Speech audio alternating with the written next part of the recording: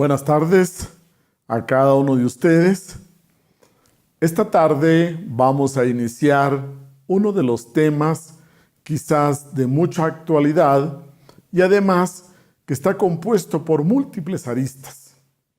Vamos a tratar de enfocarlo en varios aspectos, pero siempre mirados del estudio sobre nosotros mismos.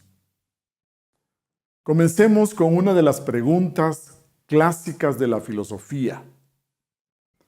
¿Quién soy? La palabra yo realmente tiene dos significados muy importantes. Implica uno de los mayores errores y también implica una verdad trascendental. Podemos utilizarla de cualquiera de las dos formas y en un aspecto diríamos que es un gran error, un aspecto que implica algo ficticio, que implica un sentimiento falso de identidad y mientras que en el otro lado implica la parte del ser esencial. La esencia, la parte luminosa, la conciencia. Este vocablo yo también lo encontramos en latín y ahí aparece como ego. La palabra ego entonces la estamos utilizando actualmente para referirnos a ese aspecto falso de un sentimiento de identidad. Dese cuenta entonces que cuando comenzamos el estudio de nosotros, con la primera palabra con la que nos encontramos es con esta palabra yo. Vamos a verle entonces estos dos aspectos opuestos. Mientras que en el aspecto del grave error, del gran error, de un error mayor, diríamos nosotros, como es como una ilusión de la conciencia. Esa ilusión de la conciencia que hace acepción al aspecto de identidad falso. El impostor, diría usted. Este aspecto, este sentido de falsa identidad, como un impostor del real ser, del ser esencial, de la conciencia luminosa. Entonces podríamos decir que el ego es lo totalmente opuesto al ser. Bajo la palabra ego, entonces, vamos a referirnos a ese sentido falso de nuestra identidad. Este ego, diríamos, surge de la identificación con la vida externa, de la identificación con la vida completamente externa a nosotros, con relación al mundo físico. De ahí surge esta identificación y poco a poco le vamos dando fuerza a ese falso sentido de identidad. Cada uno de nosotros puede comenzar a darse cuenta y cuando nos vamos dando cuenta del ser esencial, de la parte eterna y divina, en forma, diríamos, espontánea, va disminuyendo la fuerza del ego. Cuando somos capaces de ver por nosotros mismos nuestra auténtica naturaleza, entonces poco a poco va disminuyendo la fuerza del ego. Cada vez que nosotros nos identificamos con la vida externa, cuando nos olvidamos de sí mismo, cuando nos olvidamos del ser trascendental que somos, entonces damos lugar y damos espacio a que surja, a que se manifieste esa segunda naturaleza subjetiva que es el ego, esa segunda naturaleza que es el impostor, ¿El impostor de quién? El impostor del auténtico ser, de nuestra realidad auténtica, de nuestra naturaleza completamente trascendental y esencial. Así entonces podríamos comenzar diciendo que el ego es una segunda naturaleza, subjetiva, es algo ficticio, es algo falso, es la parte opuesta y contraria directamente de nuestro verdadero ser esencial. Muy bien, pero esta manifestación egoica o esta manifestación del ego en nosotros la vemos con claridad en nuestra vida diaria. Diríamos que esta manifestación se va dando conforme nosotros vamos desarrollando nuestra existencia, conforme vamos creciendo y entrando en relación con el mundo externo. Esta segunda naturaleza se fortalece. Y poco a poco, entre más nos identificamos, más se alimenta el ego. El ego subsiste gracias al olvido de sí mismos, al olvido de nuestra verdadera naturaleza. Y como consecuencia, vamos cayendo en estados cada vez mayores de inconsciencia. Conforme nosotros llegamos a la adultez, entonces vamos teniendo esa percepción de que yo soy esta parte, esta segunda naturaleza, esta parte artificiosa, ficticia. Diríamos que para sostener esto que no es real, para sostenerlo continuamente, entonces necesitamos de mucha energía. Necesitamos sostener y apuntalar este andamiaje que es nuestro ego.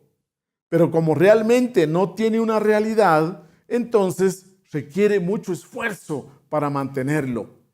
Y es así como nosotros sentimos unas necesidades falsas, una necesidad falsa de ser importantes, una necesidad falsa de tener control, poder, una necesidad falsa de nosotros querer que se nos dé una importancia excesiva, de nosotros entrar en un proceso de más, porque de esta manera o de esta única manera es como nosotros sentimos cierta seguridad. De lo contrario, el ego vive bajo 4 palabras que vamos a ir desarrollando poco a poco. Esta naturaleza subjetiva generalmente vive bajo el miedo, bajo el susto. Miedo primeramente a debilitarse y a desaparecer. Entonces, continuamente, para sostenerse, necesita una búsqueda de seguridades. Necesita entonces tomar seguros de una cosa, seguros sobre la vida, seguros de muerte, seguros sobre accidentes, etc. Queremos nosotros sentir seguridad, pero desde esa segunda naturaleza subjetiva es muy difícil sentir seguridad. Es por eso entonces que el ego exige todo tipo de seguridades. El ego normalmente vive asustado, lleno de miedos, porque tiene esa sensación clara de que realmente flota, se sostiene sobre la inseguridad y busca protección continua. Muchas veces esa búsqueda de protección se manifiesta como queriendo acumular, como queriendo poseer muchas cosas, una ambición desmedida, un sentido de acumular, de atesorar, de acaparar. Entonces vivimos con ambiciones, vivimos siempre codiciando, vivimos siempre dentro de este proceso del más. El ego dentro de este miedo, también diríamos que normalmente se manifiesta tratando de sentir una importancia, sentir que le presten mucha atención y entra en un sinfín de comparaciones con las otras personas. Parte del ego es compararse con todo y muchas veces esa comparación lo lleva a un sentido equivocado de competencia, de entrar en competitividad con todo, con todos. Es una búsqueda intensa de seguridad, una búsqueda intensa de protección. Y otras veces busca la protección queriendo controlarlo todo, un sentido de control, una necesidad de tener control sobre las cosas pequeñas o sobre las cosas grandes, un sentido de poder. El ego siempre busca poder. Y usted podría decir que esa búsqueda de poder se manifiesta de diferente manera. Unas veces se manifiesta como queriendo tener la razón en todo, queriendo ganarse la razón en toda discusión, en toda decisión. Pero como se siente inseguro, con miedo, de ahí surge otro elemento también que es la desconfianza. La manifestación del ego siempre implica miedo, temor y desconfianza. Entonces, diríamos que pocas veces confía en las demás personas o en las situaciones. Siempre el ego, diríamos, tiene una intención oculta o tiene una segunda intención ahí. Siempre trata de sacar algo de sus relaciones, de las personas, de las situaciones, busca sacar ventaja, tiene algunos intereses ocultos, etc. Estas son las manifestaciones del ego desde el temor, desde el miedo, la desconfianza. Y por otro lado, también es muy delicado, fácilmente se resiente, fácilmente se lamenta, se queja, vive dentro de la queja, dentro de los reclamos, porque el ego siempre tiene un sentimiento de, diríamos, insatisfacción. Si usted en su vida con frecuencia siente ese sentimiento de insatisfacción, porque el ego vive dentro del proceso del más, siempre busca más, siempre quiere más, tiene un sentimiento de no ser suficiente. Y entre ese sentimiento de no ser suficiente, lógicamente que le viene la inseguridad, el miedo. Como este sentimiento de no ser suficiente es muy fuerte, entonces siempre está en la búsqueda de más conocimientos, de más títulos, de más grados, de puestos, de alcanzar ciertos puestos en la vida social, en la vida pública, de tener más propiedades, de tener un mayor patrimonio. Es esa búsqueda incesante de seguridad. El ego nunca va a alcanzar un sentido de calma, de paz, porque diríamos siempre tiene un estado de desasosiego, de inquietud, de búsqueda. Dese cuenta entonces que desde este punto de vista usted debe conocer estos dos aspectos de sí mismo. Por un lado, el ser esencial, la conciencia que es eterna, la esencia que es divina e inmortal. Ella conoce de las palabras de paz, de armonía, de tranquilidad. Mientras que por el otro lado encontramos este yo ficticio que como no tiene mayor realidad, entonces siempre está buscando hacerse sentir, que lo noten, que realmente lo tomen en cuenta. Y si no pasa esto, entonces lógicamente que él siempre toma la actitud de sentirse víctima, de hacerse la víctima. Cada vez que caemos en esos estados de victimismo, es porque nosotros no tomamos la responsabilidad de la situación. Y el ego siempre tiene su mirada hacia afuera. El ego siempre ve hacia afuera. El ego no tiene la posibilidad de ver hacia adentro. Entonces, como él ve hacia afuera, únicamente hacia afuera, entonces siempre echa la culpa a los demás, echa la culpa a las situaciones, echa la culpa a los eventos que suceden afuera. Usted diría que el echar la culpa a los demás es una forma muy característica del ego.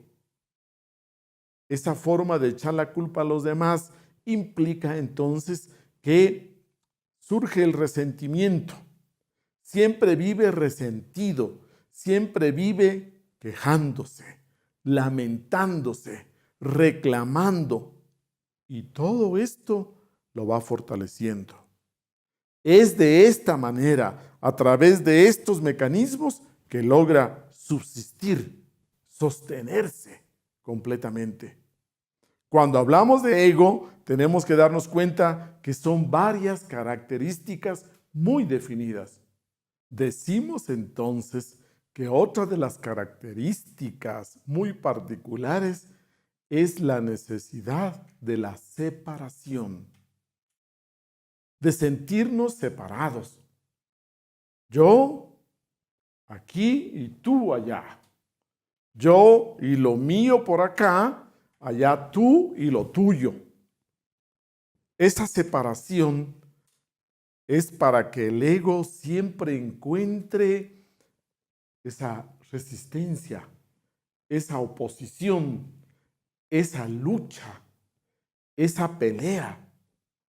El ego, al buscar esa separación, al hacer esa separación entre yo, lo mío, y tú y lo tuyo, busca como formar una isla, como ser una isla.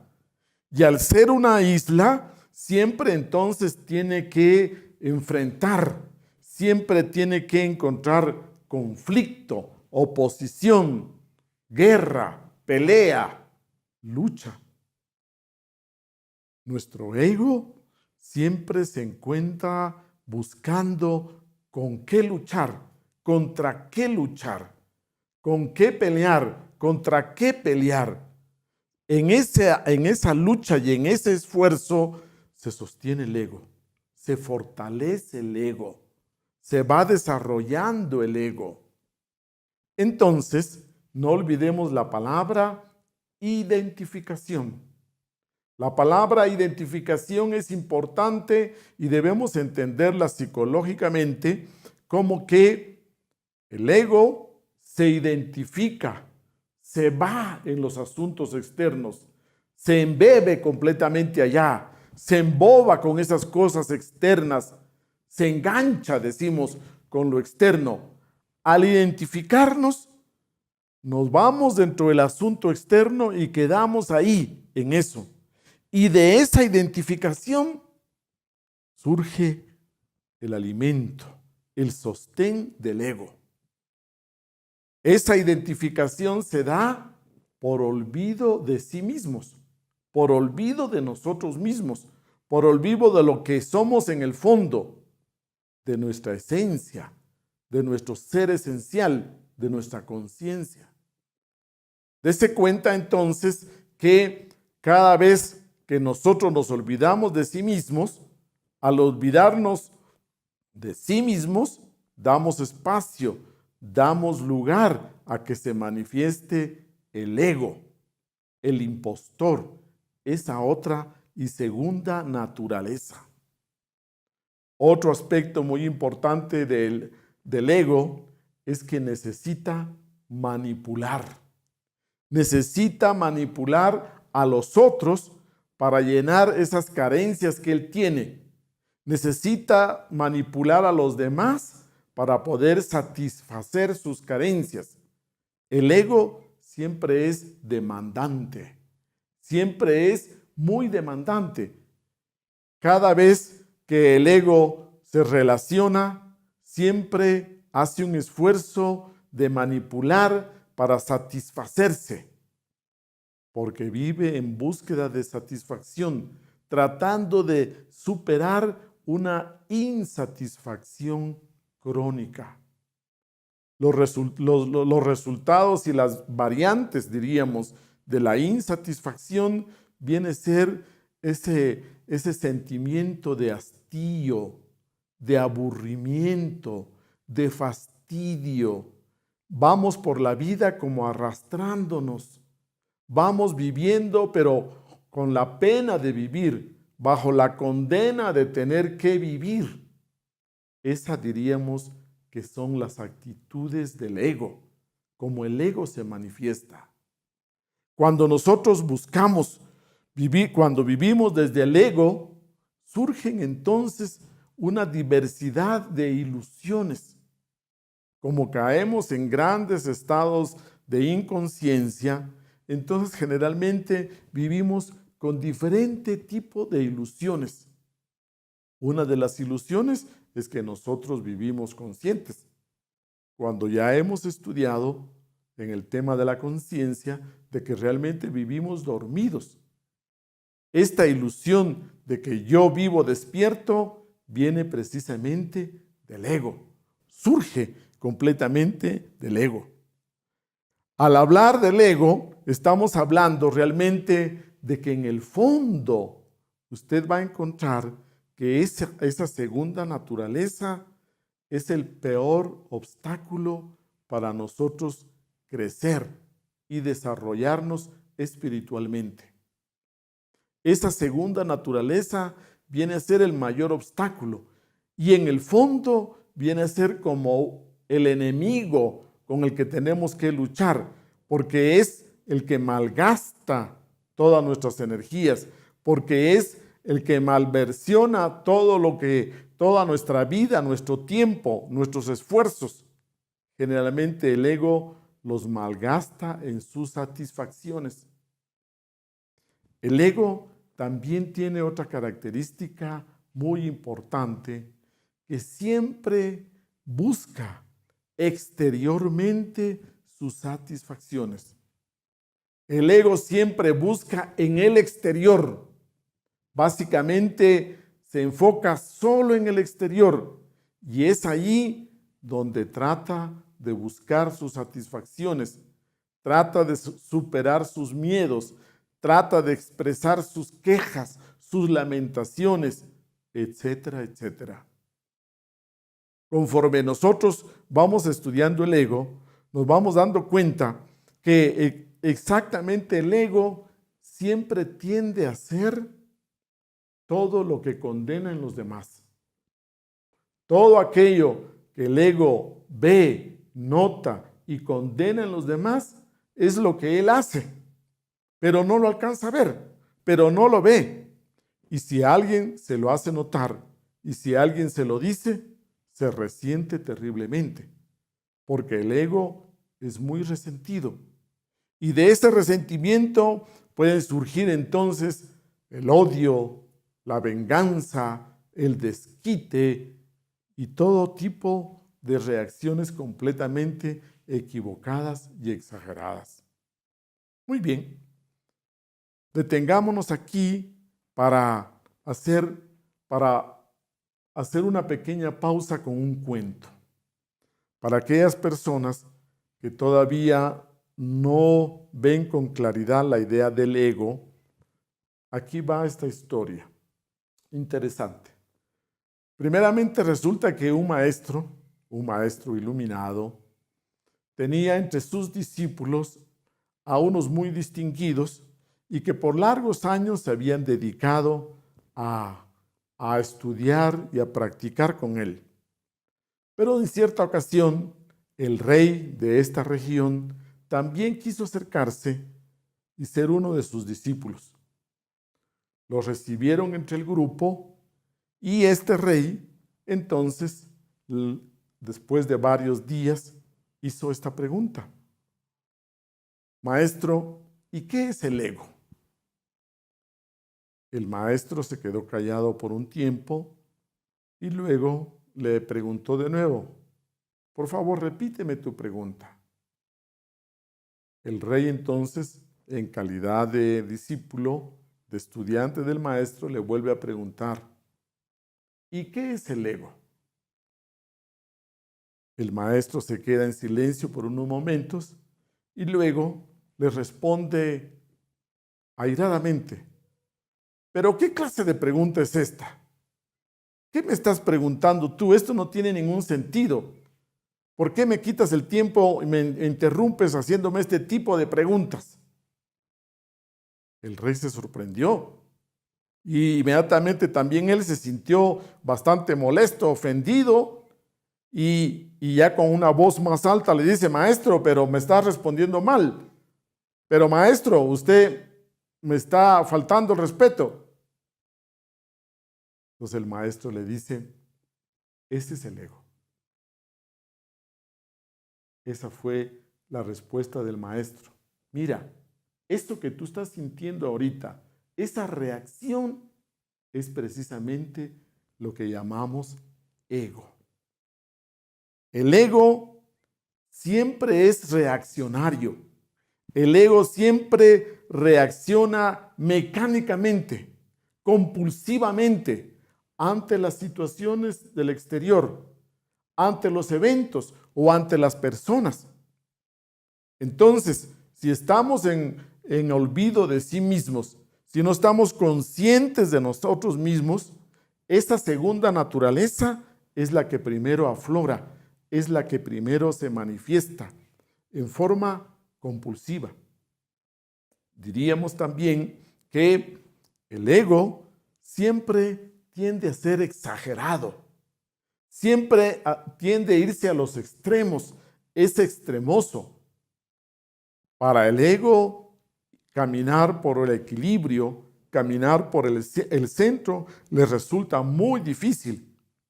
Entonces recuerde, todas aquellas conductas, actitudes nuestras que sean muy exageradas, que sean extremosas, que por unos días de nuestra vida, por una época de nuestra vida, usted realmente se dedica a hacer ejercicios y va al gimnasio y sale a trotar y hace ejercicios exageradamente, y luego por otra época de su vida usted se vuelve muy pasivo, muy sedentario, completamente cae en inercia. Así se expresa el ego, siempre yendo por los extremos. Entonces, ¿qué decimos?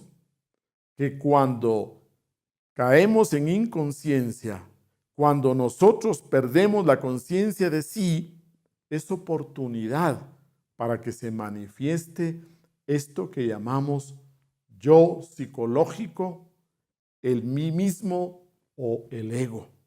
Dese cuenta que es esa segunda naturaleza nuestra, que todos la tenemos en mayor o menor grado, pero todos tenemos esta parte que conocemos como el ego. Otra de las características también muy particulares del ego es que el ego siempre tiende a fraccionar, a dividir, a separar. Dese cuenta que como él en el fondo está fraccionado, entonces él siempre proyecta hacia afuera, siempre proyecta en los demás y siempre proyecta hacia afuera lo que él es, pero no lo ve. Él lo ve en los otros, él lo ve en los demás, y por eso es que siempre echa culpas, porque siempre encuentra justificación, etc.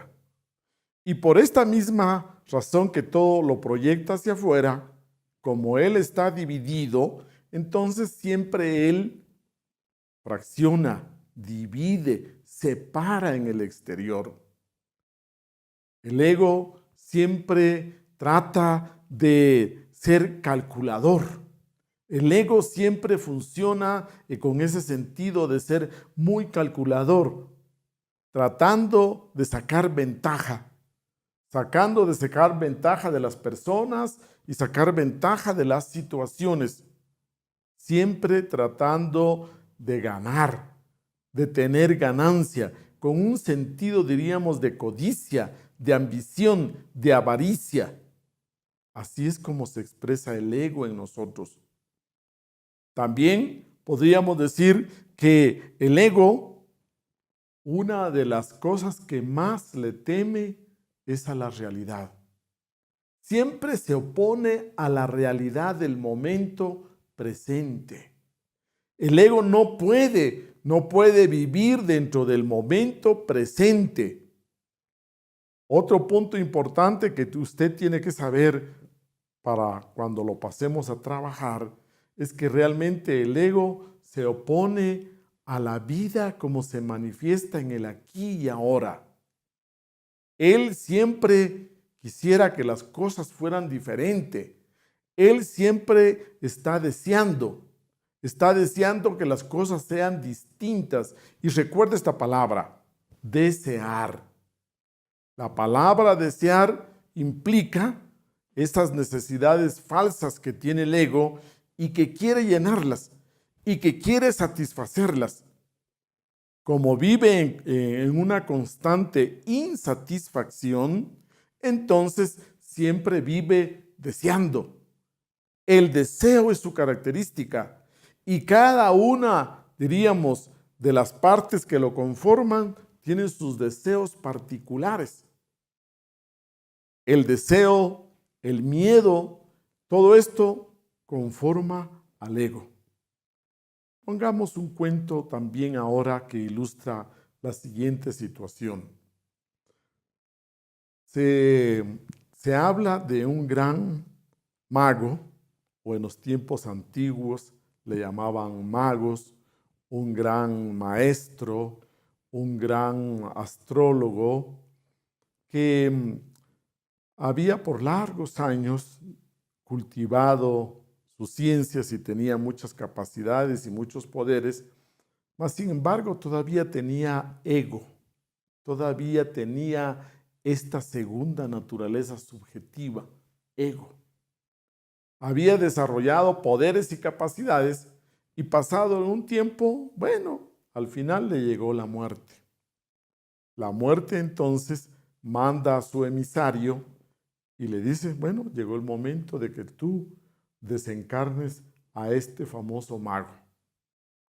Sale el emisario y va en búsqueda de este mago. Pero como el mago ya había desarrollado muchas capacidades y poderes, entonces intuye y clarividentemente ve que se acerca el emisario de la muerte. Entonces él, no queriendo morir, hace un truco, le hace una trampa. Y con un gran esfuerzo de su magia, inmediatamente replica 39 copias iguales, exactamente iguales como él. Cuando llega el emisario de la muerte, se encuentra entonces con las 40 copias exactas y no sabía cuál era el original, dónde estaba realmente el mago a quien tenía que desencarnar. Como no puede hacerlo, como no puede llevárselo, entonces regresa ante la muerte y le cuenta que desafortunadamente fracasó en la tarea porque no pudo. La muerte lo escucha y luego se le acerca al oído y le da unas instrucciones. Entonces el emisario sale de nuevo, regresa. El mago igualmente de nuevo se da cuenta que va llegando el emisario de la muerte y de nuevo hace el truco y vuelve a replicar las 39 copias idénticas Y cuando llega la muerte se encuentra con la misma situación, las 40 copias. Y le dice, muy bien, me has sorprendido con esta magia tan grande. Realmente me has sorprendido, me has dado una sorpresa que no esperaba. Mas, sin embargo, te digo que aquí hay un error. Mira, en esto fallaste. Y cuando él le señala a una de las copias, inmediatamente el mago, que no puede soportar el desafío de encontrarle un error, responde, ¿dónde está el error? Muéstrame. Y entonces el emisario de la muerte puede identificar cuál de las 40 copias era él. Este cuento ilustra de que el ego no puede muchas veces contenerse. El ego siempre salta inmediatamente ante algo que lo desafía, ante algo que no le gusta, ante algo que realmente lo desafía. Ahí surge el ego. En nuestra vida, si usted quiere darse cuenta qué es el ego, simplemente usted tiene que ponerse atención, observarse desde la conciencia, y usted alcanza a descubrir, usted alcanza a darse cuenta cuál es esa segunda naturaleza egótica, cuál es esa segunda naturaleza compulsiva, que es totalmente inconsciente. Vamos entonces a darnos cuenta que esta entidad, el ego, esta falsa identidad que nosotros creemos que somos, se alimenta a través de los pensamientos. Cuando usted piensa, se da cuenta que en un momento está pensando una cosa y luego llega otro pensamiento muy diferente, que usted tiene una charla interior. En ese diálogo interno que usted sostiene todo el tiempo, eso fortalece al ego. Eso sostiene a esta entidad que es el ego. Luego, con sus emociones, con sus sentimientos, usted sigue alimentando el ego. Se va alimentando el ego. Continúa alimentándose el ego con los problemas. Con todos los problemas que usted tiene, con toda esta identificación en los problemas, el ego se fortalece. La preocupación, el conflicto, la lucha, la pelea, las adicciones, los vicios, las dependencias, todo esto es lo que sostiene al ego. Ahora podrá usted ver que generalmente en nuestra vida rara vez se manifiesta el ser esencial, rara vez se manifiesta la esencia eterna, divina, inmortal, porque generalmente al vivir en inconsciencia es esta segunda naturaleza la que se manifiesta continuamente, compulsivamente. El ego se sostiene a través de esta identificación con los problemas, las preocupaciones, los conflictos, las peleas, la lucha, la separación. Todo esto sostiene el ego. Pero ahora veamos cuáles son las consecuencias. ¿Cuáles son las consecuencias de nosotros vivir manifestando a esta segunda naturaleza egoica? La primera consecuencia es nuestro estado de inconsciencia. La ilusión de que somos conscientes. Ese estado hipnóptico en el que vivimos, ese estado mecanizado es la consecuencia del ego. La otra consecuencia es la ilusión de que hacemos. Otra ilusión de que usted hace, con mayúscula y con H, hacer. Realmente nosotros no hacemos. En nuestra vida, cuando se manifiesta el ego solo repite mecánicamente, estereotipadamente, repite cosas que ya ha hecho durante algunas veces. El ego no hace nada nuevo, no crea nada nuevo, simplemente vegeta inconscientemente. Y eso no es hacer. Esta es la otra ilusión que nosotros tenemos. La otra ilusión es la que nosotros somos uno, somos una unidad, somos una individualidad. Dese cuenta, esa es otra gran ilusión que tenemos y que vamos a darnos cuenta. Para comprender mejor esta ilusión, veamos lo siguiente. Primeramente, imaginemos que aquí está nuestro cuerpo físico, acá.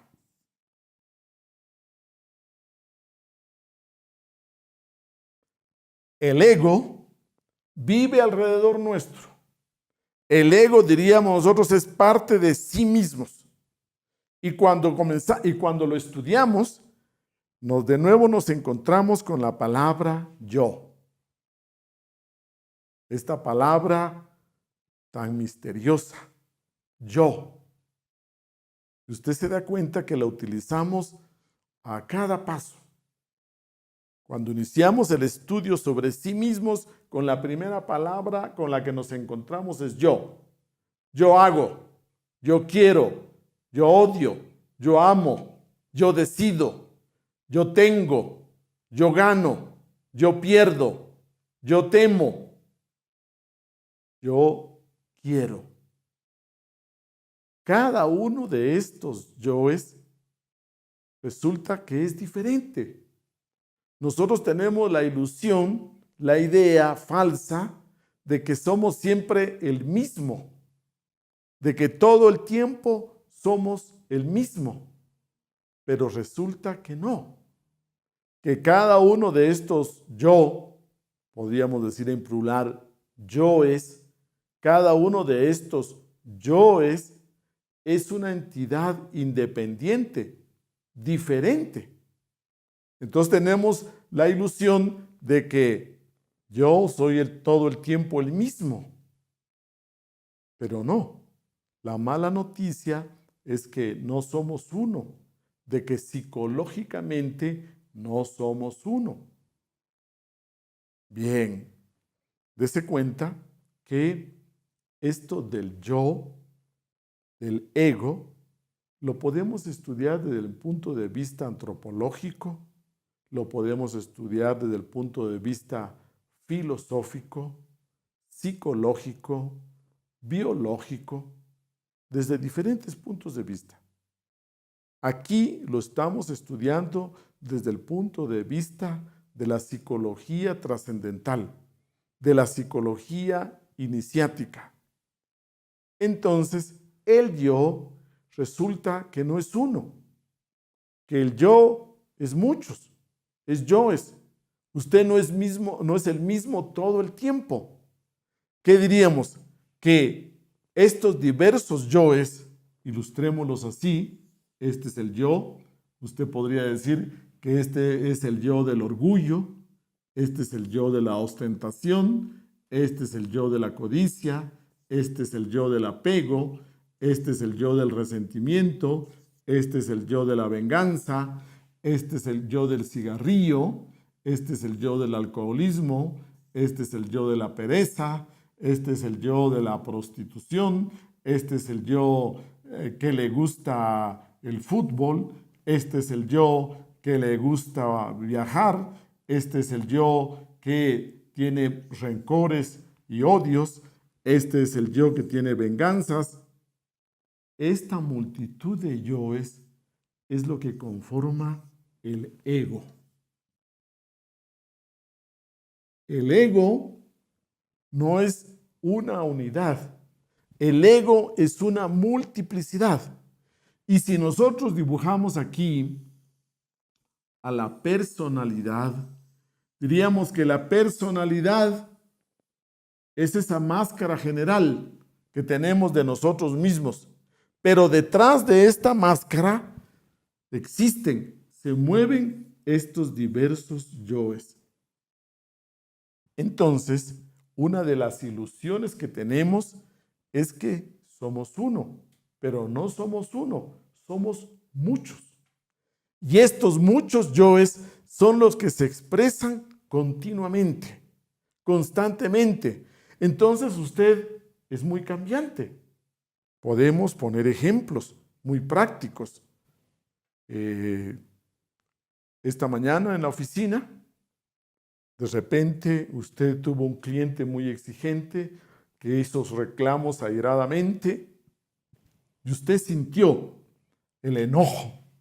Usted sintió el enojo, la ira, y este yo del enojo, pongamos aquí de enojo, de ira, lo hizo pensar. Usted sintió, usted se dio cuenta de que tenía que responderle a este cliente. Usted se dio cuenta que las exigencias del cliente eran exageradas, que usted tenía que realmente poner un límite a estas exigencias. Cuando usted siente ira, dígame cómo se siente usted. ¿Cómo es ese sentimiento de ira? Usted se da cuenta de que nos sube la temperatura, nos acaloramos, comenzamos a hablar en voz alta, gesticulamos diferente, usted siente que quiere expresarse, gritar, que lo entiendan, que le vean su punto de vista, usted quiere alcanzar algo. Esta ira tiene un sentimiento y una forma de ser muy distinta a este otro yo. Pongámosle por aquí la pereza. ¿Cómo es el sentimiento de pereza? Cuando usted está bien perezoso. Cuando usted no quiere, realmente no tiene las ganas ni la voluntad de hacer muchas tareas, de hacer algo. Cuando usted se siente perezoso, completamente pesado, sin ganas de hacer algo, y cuando usted se siente así, ese sentimiento de que ojalá alguien más lo haga, queriendo que usted posponer esa tarea, etcétera, usted se da cuenta que estos dos sentimientos son muy diferentes. Son como dos personas distintas completamente. Cada una tiene su forma de pensar, su lógica, cada una tiene su forma de sentir, sus objetivos muy particulares. Entonces diríamos que cuando hablamos del ego, estamos hablando de múltiples entidades que conforman el ego y no hay ningún orden entre ellas, no hay ningún control entre ellas. No hay alguien que coordine. Diríamos que el ego es como una casa donde está ausente el dueño, el amo. Y todos los sirvientes, cada uno quiere hacer lo que quiera. El jardinero no quiere limpiar el jardín, quiere pasarse fumando. La cocinera quiere hacer otra cosa, la lavandera hace otra cosa. El chofer está queriendo ver televisión. Cada uno hace diferente cosa dentro de esta desordenada casa, porque no está el amo. Esta es nuestra situación. Cada uno de estos yoes que conforman el ego tira para diferente lado, tira para diferente interés, con diferente objetivo. Sinteticemos diciendo que el ego está conformado por diversos yoes, por una multitud de yoes, cada uno independiente. Aquí no hay coordinación entre ellos.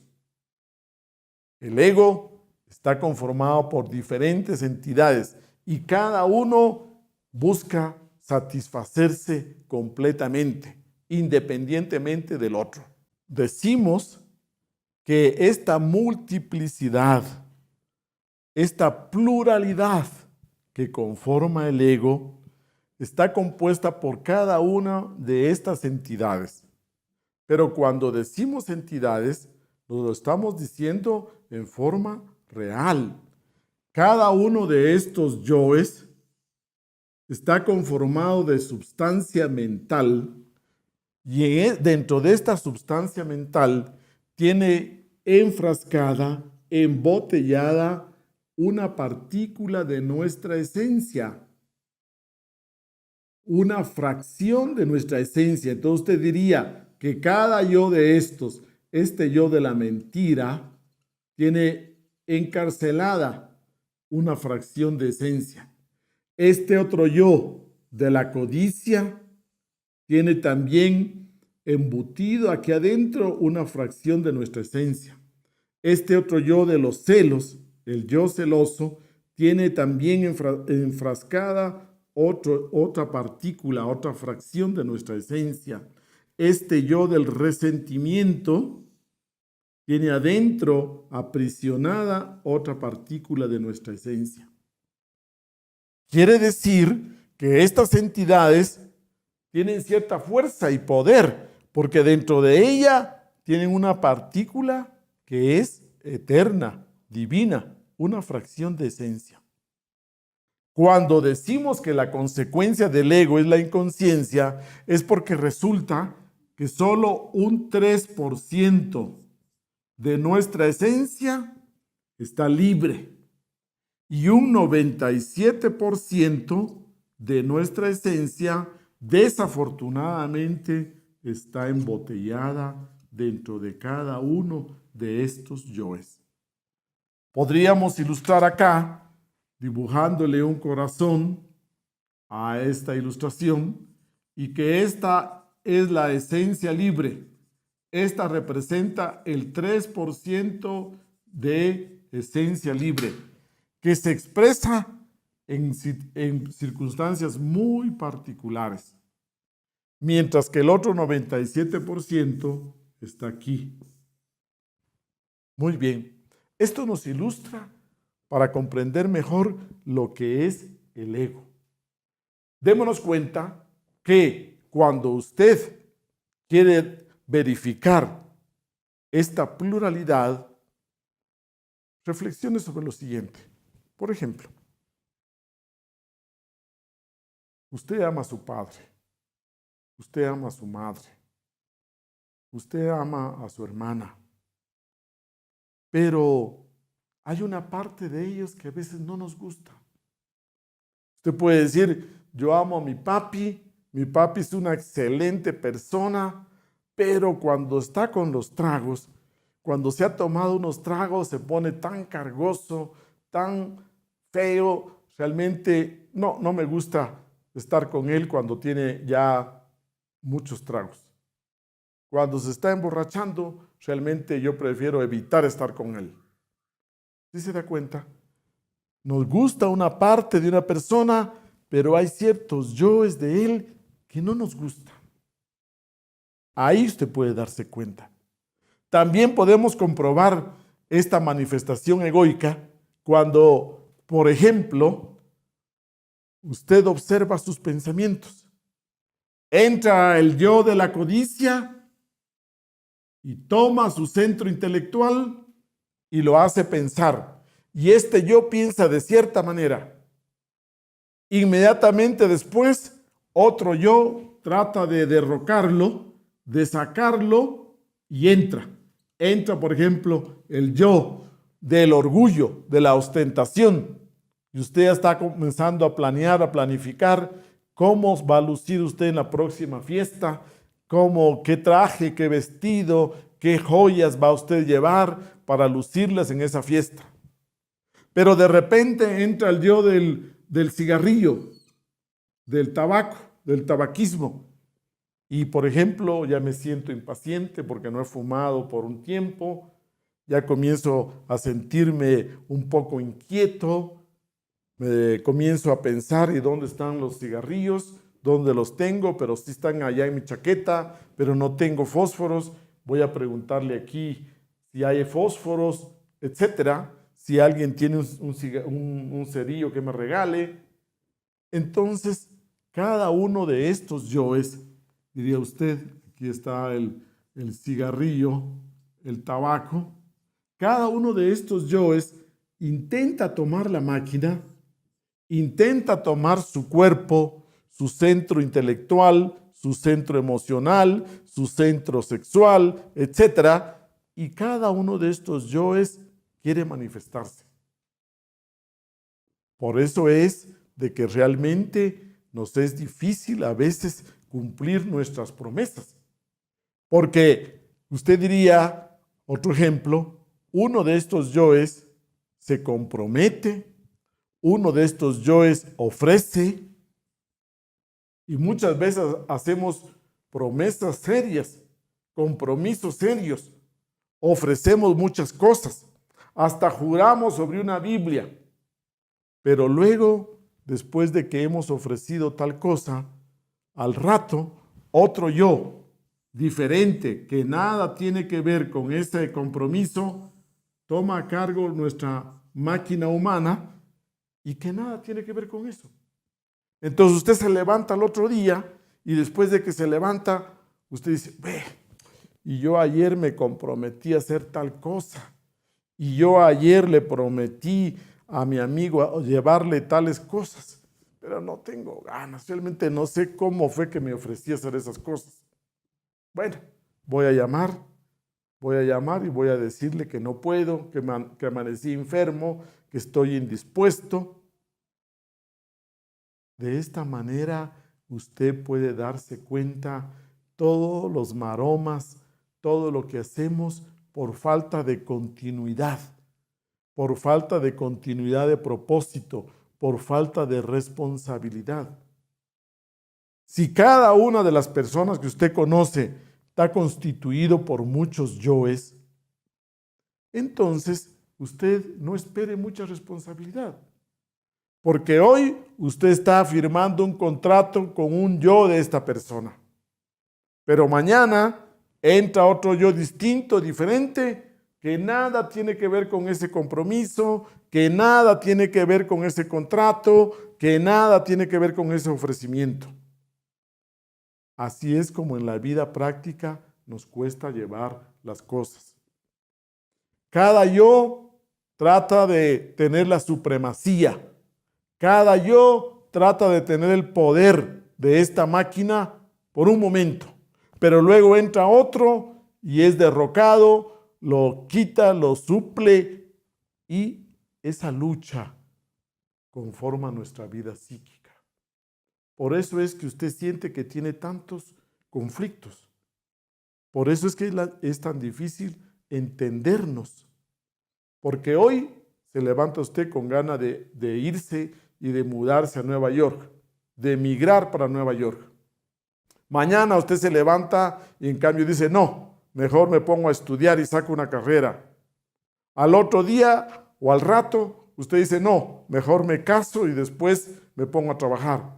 Al otro día usted dice, no, me pareció un buen negocio, mejor me meto a hacer negocios. Cada uno de estos yoes trata de satisfacerse y hacer lo que quiere. Como consecuencia, el uno tira para un lado, el otro tira para el otro, y usted siente que su vida es muy conflictiva. Usted siente que realmente tiene muchos conflictos interiores. Entonces, señores, la mala noticia es que usted no es uno. Usted no es una individualidad psicológica. Usted es muchos. O como lo dijo Jesús, legión. Legión porque realmente son algunos yoes los que conforman el ego. ¿Cómo podríamos nosotros darnos cuenta y verificar todo esto? Usted puede observe su vida. La única manera de ver y comprobar esto es desarrollando un sentido de autoobservación. Cuando usted comienza a autoobservarse muy alerta, muy atento con su conciencia, puede darse cuenta cómo es que sale un yo y entra el otro yo. Estas son realmente entidades. Estas son entidades formadas de sustancia mental, de energía mental. Estas sustancias, diría usted, cada una de ellas tiene vida, y tiene vida porque adentro tiene enfrascada una partícula de nuestra propia esencia. Entonces, estos yoes muchas veces, usted podría decir el yo de la envidia. Usted diría, el yo de la envidia realmente es tan feo, me siento tan mal cuando me pongo a envidiar al compañero de trabajo, o cuando entra el yo del enojo, de la ira, de la violencia, yo me siento realmente hecho una fiera, una bestia, me siento realmente feo. El ego viene a ser esa parte fea de nosotros, ese monstruo que metemos bajo la cama todas las noches. Y dése cuenta que en nuestra forma común de hablar, muchas veces hablamos y decimos, oye, pero este es como un cerdo, este es como un cerdo, y usted usa a veces ese simil de un animal, como por ejemplo decir, oh, este es muy sabido, es muy sapo. Hablamos de la rata, decimos, uy, no, es una rata, es un ladrón, es una rata. Hablamos del lagarto, esa persona tan ambiciosa, esa persona que realmente quiere acapararlo todo. Entonces hablamos del lagarto, hablamos nosotros de la perra, si es una perra, decimos, hablamos del astuto, este es un zorro completamente. O hablamos de ese hombre de negocios y decimos, este es un tiburón, este se come todo, ese trata de absorber todo lo que puede. Cada uno de estos yoes, visto clarividentemente, realmente es una entidad bastante fea, desagradable. Si yo le dijera a usted que ilustre cómo es la ira, la violencia, cómo se siente usted cuando está realmente enojado, bravo, gritando, golpeando, tirando las cosas, quizás mandando a todo mundo al carajo, al diablo, ¿cómo se ilustraría usted? O en otro momento de lujuria, cuando usted se pone coqueto, cuando usted se pone todo hecho el sexy, cuando usted quiere enamorar, impresionar a la otra persona, ¿cómo diría usted, cómo se ilustraría usted ante ese ataque de ira o ante ese ataque de lujuria, ante esa explosión de ira? Resulta entonces que hay prácticas, diría usted, para poder ver ese enjambre de entidades que conforman nuestro ego. Usted no tiene que olvidarse que cada uno de estos yoes, defectos, pasiones, apegos, odios, resentimientos, venganzas, celos, alcoholismo, tabaquismo, mentira, calumnia, chisme, pereza, etcétera. Cada uno de estos defectos es una entidad. Y ese conjunto de entidades vive aquí, alrededor nuestro, y se conoce como la ciudad psicológica. En esta ciudad psicológica pululan nuestros yoes, pululan aquí todos nuestros yoes. Y vaya usted a donde vaya, usted lleva consigo toda esta ciudad psicológica. No importa si usted se muda a vivir a la Argentina, no importa si se va a vivir a Nueva York o a Italia, usted se lleva toda su legión, todo su ego. Entonces recuerde, tenemos un ego y ese ego está conformado por múltiples yoes y cada uno de estos yoes es una entidad viviente, una entidad psicológica que trata de manifestarse continuamente. Para aquellos que no tienen tan claro, que quede bien claro que estas entidades son las que generan inconsciencia. Y cuando hablamos de trabajar el ego, cuando hablamos de eliminar el ego, el trabajo sobre sí mismo es para rescatar a la esencia que está ahí enfrascada. Entonces, si nosotros hablamos de que al ego hay que trabajarlo, hay que debilitarlo, hay que desintegrarlo, hay que eliminarlo, es porque queremos rescatar esa partícula de esencia allí encarcelada. para ir recuperando y recuperando nuestra conciencia. De esta manera vamos subiendo del 3% de conciencia libre al 4%, al 5%, al 8%, al 10%, poco a poco hasta alcanzar la iluminación. ¿Cómo se expresa el ego? El mecanismo de expresión del ego es que viene la impresión de la vida. Usted recibe una impresión a través de los 5 sentidos, penetra y llega a la mente, y desde la mente el ego entra y reacciona. Reacciona a través de los 5 centros, o en el centro intelectual, o en el centro motor, o en el centro emocional, o en el centro sexual, o en el centro instintivo. Usted diría que el mecanismo de funcionamiento es que desde las impresiones del mundo exterior, el ego reacciona. Cuando hablamos del ego, estamos hablando que es algo conocido desde la antigüedad. En todas las grandes enseñanzas se ha conocido. Allá en el Tíbet se le conoce como los agregados psíquicos. En el Tíbet oriental hablan sobre la doctrina de los muchos yoes. En Egipto, allá en el antiguo Egipto, ellos hablaban de los demonios rojos de Set. ¿Y por qué mencionan esto de los demonios? Porque dése cuenta que nosotros, al sentir la manifestación de este yo, nos sentimos realmente negativos, nos sentimos realmente feos. Cuando usted queda bajo la manifestación de la ira, de la violencia, o del alcoholismo, o del tabaquismo, o del yo de la pornografía, o del yo del resentimiento, usted diría de que realmente es una expresión tan negativa, tan fuerte, tan desarmonizante, que es como que nos entrara un demonio, nos entrara un diablo.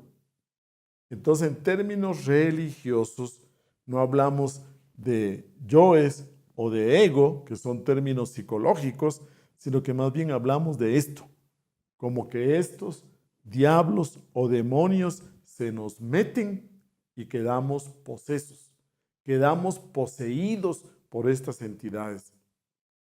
Usted a través de la autoobservación lo va a descubrir. Allá en la India, en cambio, hablaban de la guerra de Arjuna contra sus 16,000 enemigos. Arjuna y sus 16,000 enemigos, esa batalla, esas luchas de que nos habla de los enemigos de Krishna, etcétera, hacen relación a estos yoes. Y en el cristianismo, usted recordará también una parábola muy hermosa que yo le sugiero que la lea, que está en Marcos 5, capítulo 5, versículos del 1 al 20, donde se habla que Jesús se encontró con un poseso que vivía dentro de las tumbas, que vivía en el cementerio, y que este poseso, cuando ve que Jesús pasa por ahí cerca, sale y se le acerca y le pide que por favor no le haga nada. Y Jesús lo saca y esta legión de diablos va y se mete en un grupo de cerdos, de puercos que estaban por ahí, y salen desbocados y salen huyendo y van y se desbocan al barranco. Cuando Jesús le pregunta al poseso, ¿cuál es tu nombre?, él responde, Legión. Ese simbolismo de esa enseñanza en el cristianismo es la misma situación que nosotros tenemos. Nosotros tenemos esta ciudad psicológica con la legión, y cada uno de estos yoes penetran, nos toman poseídos y se manifiesta. Entonces, cuando hablamos nosotros del ego, estamos hablando de un funcionalismo muy íntimo, muy profundo, de lo que sucede en nuestro interior. Esta situación es realmente bastante dura, difícil. Y de ahí es que nosotros vivimos con tanta infelicidad. ¿Cuál es el trabajo que nosotros podemos hacer? Vamos a tratar el tema del trabajo sobre el ego, el trabajo sobre sí mismo, que se llama el camino secreto. Ese camino secreto no es nada más que el trabajo sobre el ego, sobre sí mismo. Y en este trabajo sobre sí mismo vamos a luchar contra este enemigo. Este realmente es el enemigo que nos puede destruir. Este es el enemigo secreto. Usted no tenga temor de los enemigos externos, más bien preocúpese de este enemigo que vive en su interior, el ego. El primer trabajo que usted tiene que hacer y darse cuenta que lo va a ayudar mucho es la meditación.